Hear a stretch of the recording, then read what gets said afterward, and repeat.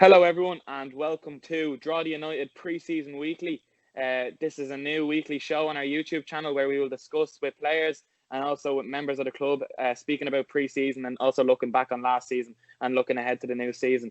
First of all, we've got last season top goal scorer for Drogheda, also Drogheda's Fans Player of the Year and First Division Player of the Year, Mark Doyle. How are you, Mark? All good, Luke. All good. How are you? Yeah, all good, mate. All good. Basically, we've got a few questions. We've got a few questions here, based on last season, and this season, and also looking ahead to the new year and all that. So first, we will start it off speaking about last season. What a season, really! Yeah, delighted with last season. Obviously, the only bad thing was no fans. I can only imagine how good it would have been, how much better it would have been with fans. I was thinking about that game against Wexford now when we beat them 2-0. In our place, and Bray were playing at the same time, and Galway scored in the last minute against Bray. I'd say all the fans would have been in the stand there checking their phones and everything, having a look. And then it obviously would have been buzzing then if when they found out the result, and then obviously they all would have been up there in Stradbrook then on the Tuesday. But it was a massive shame that they couldn't be. But it's still a great season, and obviously they could still watch on the YouTube and all, which was good. But it's just a shame that was kind of overshadowed by them not being able to be there, because the Shells game the year before, you seen how many fans were at that and it was sold out. So we know the place would have been hopping, but sure, what can you do? How did you find playing without the crowds? Like, obviously there might have been some games that we could have been behind, and you missed the fans there sort of to drive you on and give you that little bit of momentum. Like, how difficult did you find sort of building your own momentum and getting some games? Yeah, well, like, obviously you're focused on the job at hand anyway, so you're going to be up for it no matter what, especially when you're going for a title. But I feel like the Cove game at home and the Athlone game at home, they're probably games where the fans might get you a point or three, and they're games that we got beaten. So I think they would have been a massive help those nights. And yeah, I didn't really like playing in front of no fans, but sure, it's not ideal circumstances. We're lucky that we were able to play. Even when it was level 5 there when we won the league, the fact that we were actually able to play and finish it, I suppose we were lucky. There's kids all around the country can't play football, like in underage and all that, so we're lucky that we're able to play. And although it was unfortunate and we didn't really like playing in front of no fans, it was still better than not playing at all. Yeah, absolutely. How did you find, like, also, like, when you think about some of the games, as you mentioned, like Athlone and Cove, like they're sort of games that we thought we'd be looking back on, and you'd be like, oh no, they're like they were massive 3 points dropped, and or the 3 points that we lost in them games, so 6 points we lost in them 2 games, but to still end up going on and winning the league when it was going to be a difficult task. Yeah, it was disappointing to lose those games. We would have won the league by a good distance then, rather than it going to the last day, had we picked up the points that we should have in those games. But we didn't perform, and to be fair to Athlone and to be fair to Cove, they did, and they had a plan and they sat in, and it was really difficult to break them down, and then they got good goals. But we didn't create enough that night. That night we didn't create enough. I remember missing a chance against Athlone, I think it was, from about 4 yards out, but thankfully in the end it didn't matter too much. But I think it kind of looks like we just got up by a point or whatever it was in the end. Like, realistically, we should have won the league by a little bit more, I think, had we won those games. But I suppose Bray can say that as well about the games. They dropped points in, and so could everyone else. So in the end, it doesn't matter. But those games were disappointing. But sure, look. Obviously, yourself, like, it was on a personal level, it was probably your best season in a Drogheda jersey yet, scoring 13 goals in 18 games. You also played in a few different positions throughout the season. For instance, I remember the Derry game when I think you might have been a striker playing in it nearly as a number 10 role as well. So you've had different positions. You've also won First Division Player of the Year and Drogheda United Fans Player of the Year. Probably the Drogheda United fans one was probably one that probably meant that little bit more, because you knew the fans that were behind you the whole way as well.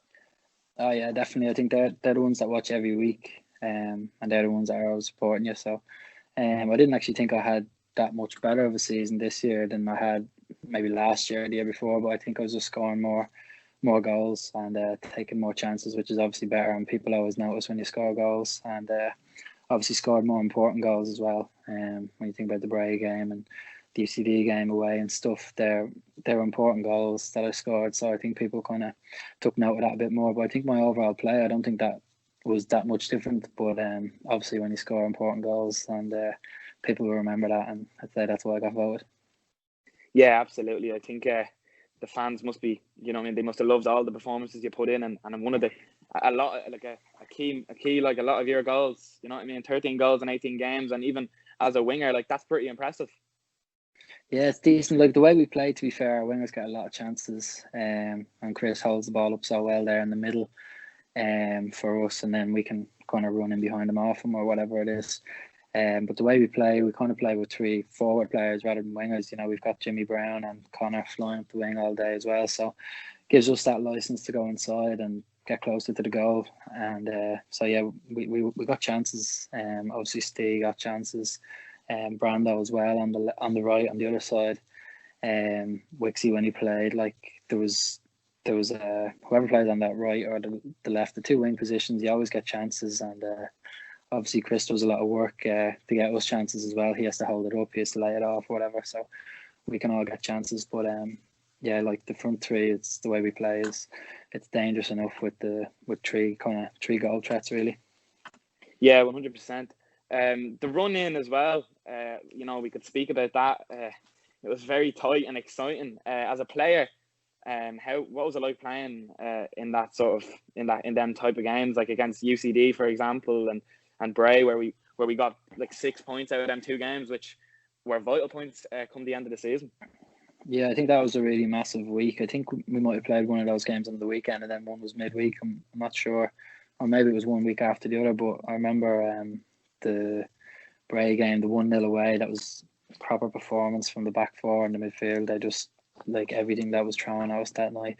I remember Huey, Dale, Jimmy, and Connor. They were brilliant that night, and they were defending. Huey getting up, head and everything, kicking everything. It was brilliant. Proper defensive performance away from home, a 1-0. The perfect performance really in a big game like that.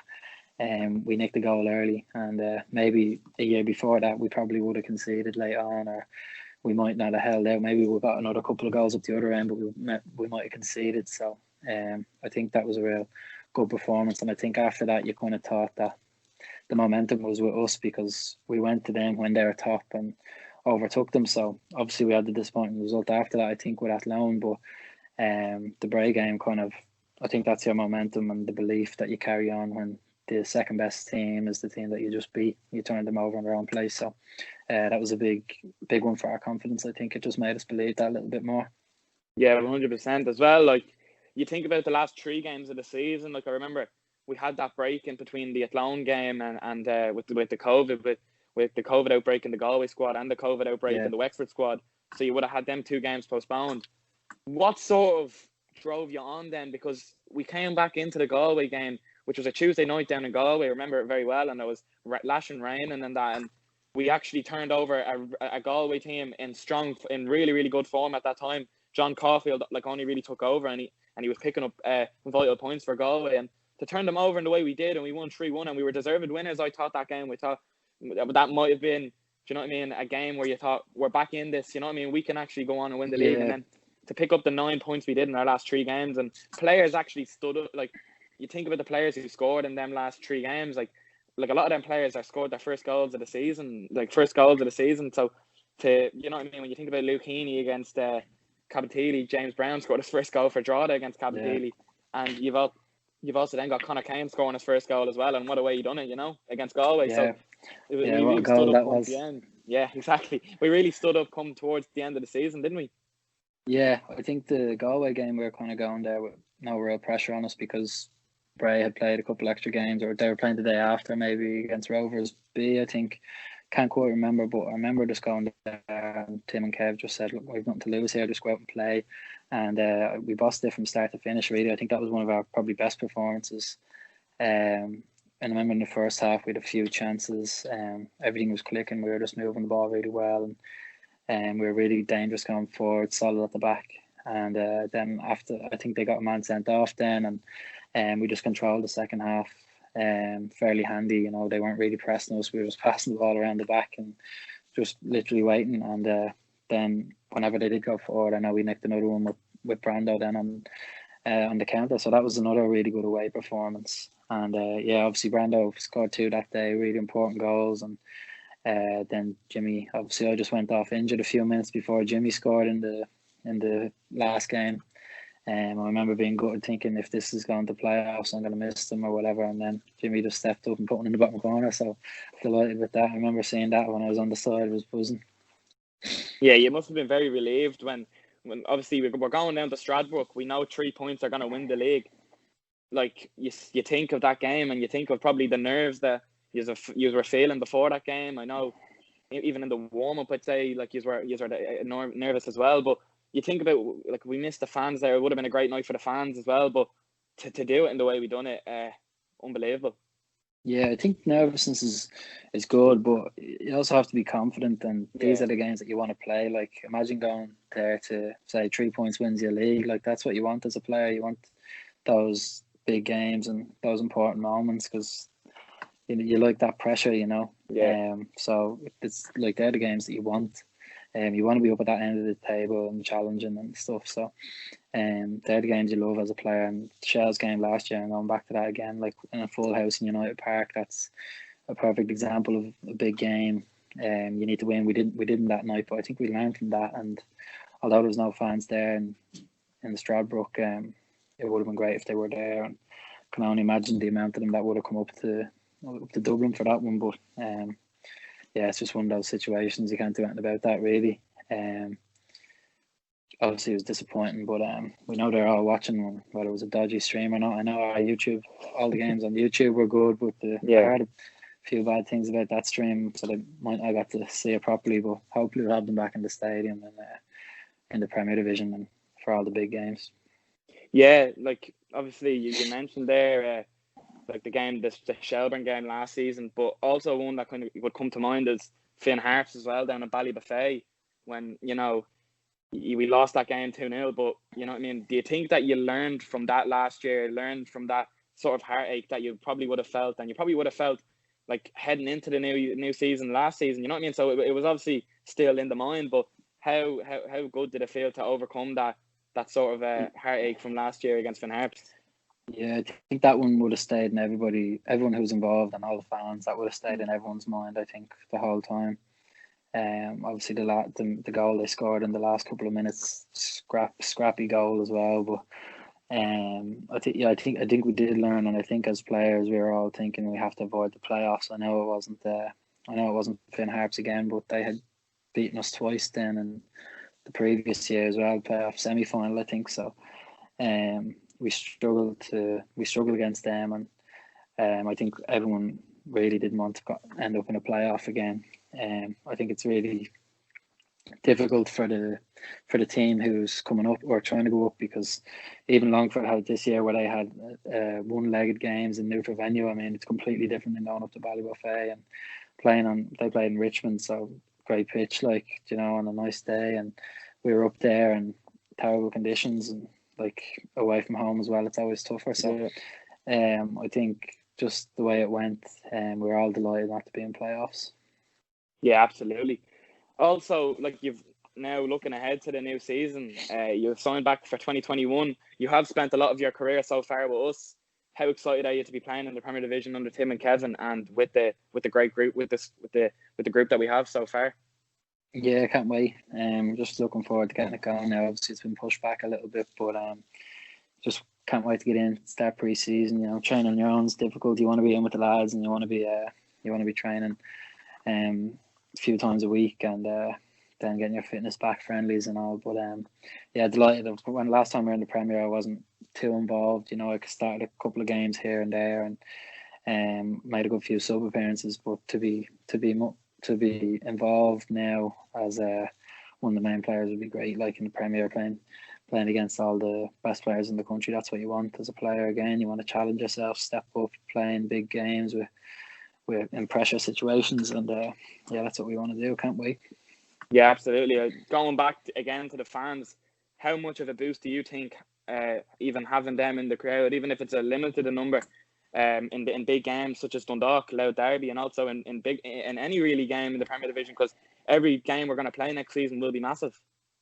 Yeah, I remember they were there for the Rovers B game. I think we were allowed 200 fans or whatever it was, and that was a tough enough game. You know, Rovers B were a really good side last year, and they played really good football, and we got them 3-2 in the end. But I think, you know, we scored in the last minute. I think the fans kind of pushed us on that night.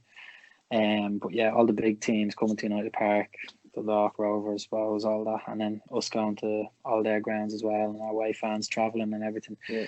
It'd be great to have a bit of normality back and to make it tough, make it hostile for those teams that are coming here, because obviously they're going to have the advantage. They're going to be higher up in the table or whatever it is. So any way that we can make it uncomfortable for them, whether it's fans, players, all together, then we can try to do that, get any sort of advantage we can, and hopefully surprise a few people.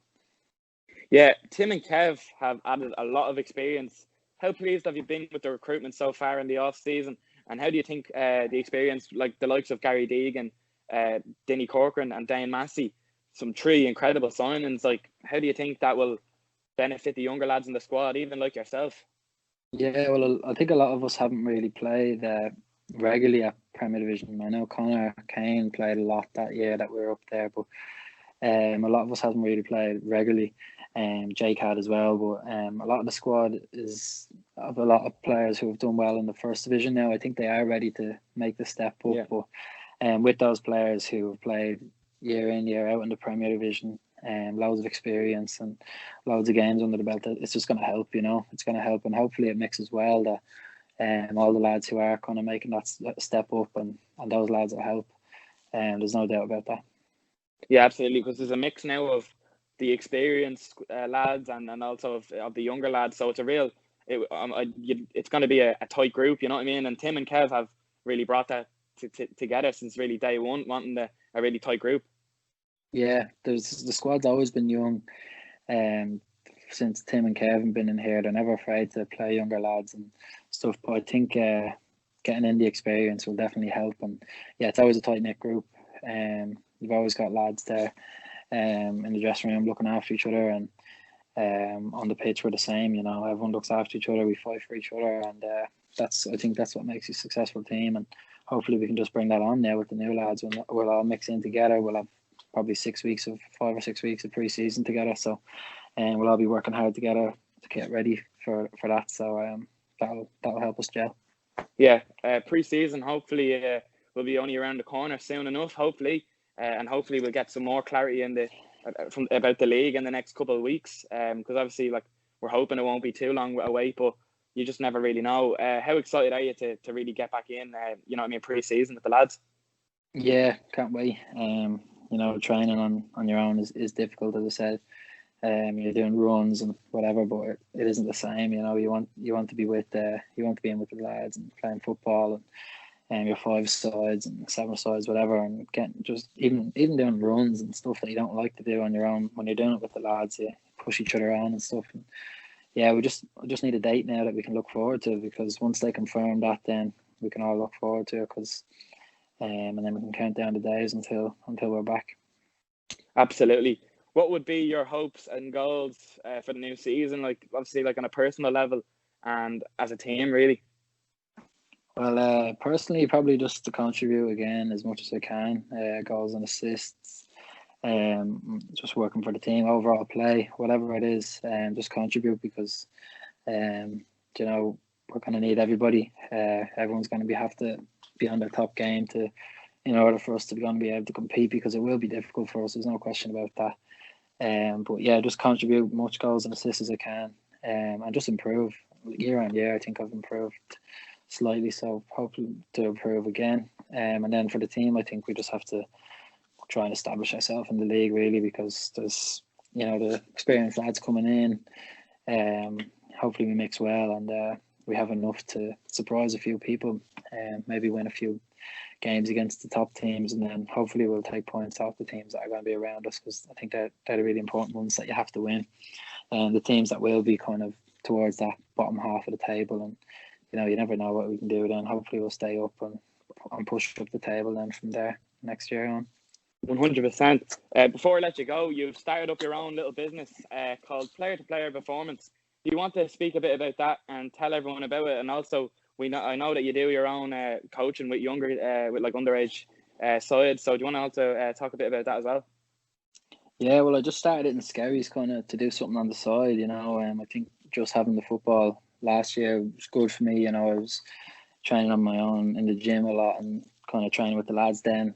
But I just need something on the side, especially in the off season. You know, you'd be bored, bored not doing anything. And fair play to all the lads that work the 9 to 5 jobs and come to training and stuff. They're obviously be wrecked sometimes getting to training. They have to get going again or whatever it is. But this is kind of something that I can just work on my own. And there's a lot of kids I've coached in Skerries now before, so just doing that. It's just a one-on-one coaching thing with them, so they can come in and do a session. But yeah, it's been good. Yeah, I've been flat out over the Christmas now because especially with schools being not open until February now, so I've been busy enough doing that, and then looking forward to getting into the pre-season then. I can still keep that up on the side, but obviously I want my main focus to be football because I think that's how you have the best season, when your main focus is football and you want to make that your priority, and it definitely is my priority still. I'm doing this on the side as well. Thank you very much for watching. We hope you enjoyed. Please check the links in the description to see all of our various social media platforms. Also check out Mark's Player to Player Performance, which will be in the description below. Hit the subscribe button and hit the bell button to be notified of our next video. See you all next time.